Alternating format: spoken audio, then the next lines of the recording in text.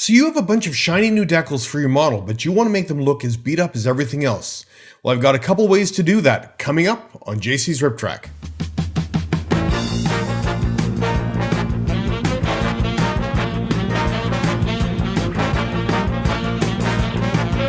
Hi there, my name is John and welcome to JC's Rip Track. If you're looking for tips and advice on how to transform your plastic models into something that you would see on the rails today, then please hit subscribe and that little bell icon so you can be notified anytime I upload a new video. So what sort of tricks have you used to weather decals on your models? Please let me know in the comments section down below.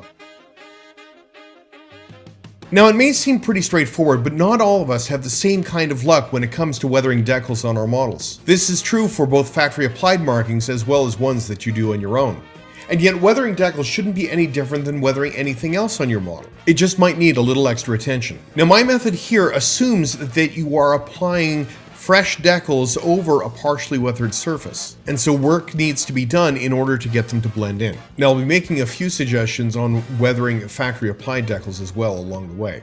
Now the first step is to apply and protect the decals. Really, this is the same process that you saw in the decals video a few weeks back. The process is exactly the same. Use a clear gloss coat on the model, and then use microset when applying the decals.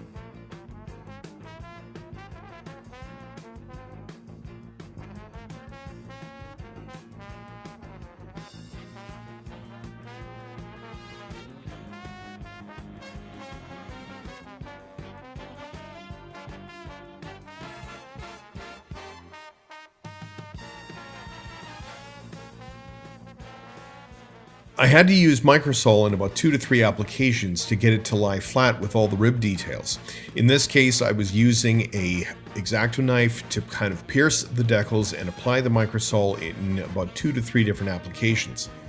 Once this was done, a clear brush-on varnish was used to protect the decals, especially with the nature of the next step. In this case, because I really wanted to make sure things were well protected, I actually did not 1 but 2 layers of the gloss clear coat. The reason is, ironically, the next step is to actually try and physically wear away the decal itself. Now this can be done by carefully sanding and scraping away at the decal with a sanding stick, sandpaper, or a bamboo skewer. However, the clear gloss coat needs to be thick enough to make sure that the decal film itself doesn't flake away. You want the color to come away from it, not the decal film itself, and that way it gives a little bit more of a worn appearance. In this case, the decals here were very well protected, so sanding them only had a limited effect. The bamboo skewer I found in this particular case worked a little bit better, as did the sanding stick.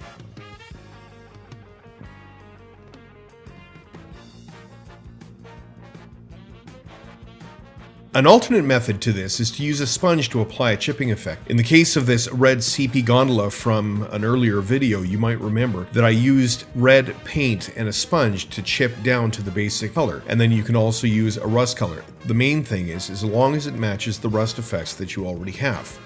The next part is to use a little bit of the original base color to fade the decal itself to blend it into the surface of the model. I used the original AK Interactive Pale Blue mixed with Tamiya Clear to lightly spray over the decal, and it gave it a bit more of a faded look. The third part is to add rust chips in and around the decals. I used my usual standard of Mournfang Brown and Scrag Brown and a very fine brush to work on these details. Light tapping tends to work the best. You can use a sponge with this step as well, depending on how much or how little control you want with it. After sealing the model, I then did a pin wash. I used my old standby, Starship Filth. I love this color.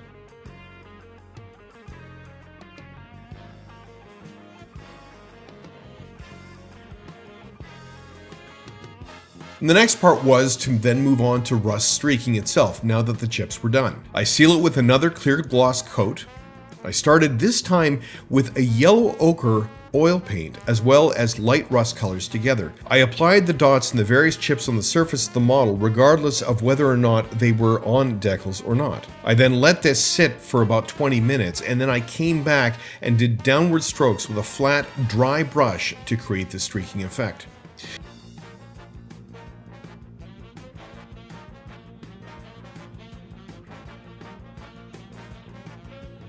I then let it sit for 24 hours before coming back with the dark rust, but in this case I did not clear coat it between these steps.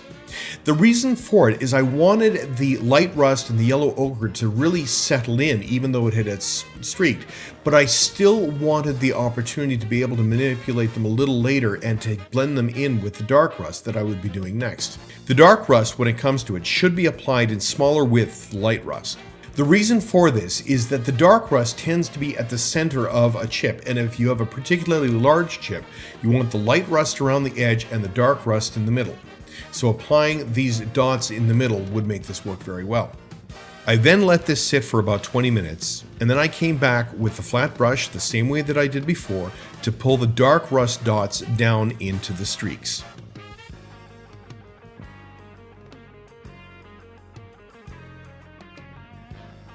Now the next thing I did, unfortunately I didn't get any footage of this, but I then used the fine brush that I had originally applied the dots with, but this time dampened with thinner. Using this fine tip brush, if there were any places where I wasn't completely convinced of how the rust streak worked, I used the fine brush to shape it just a little bit more until I was happy with it.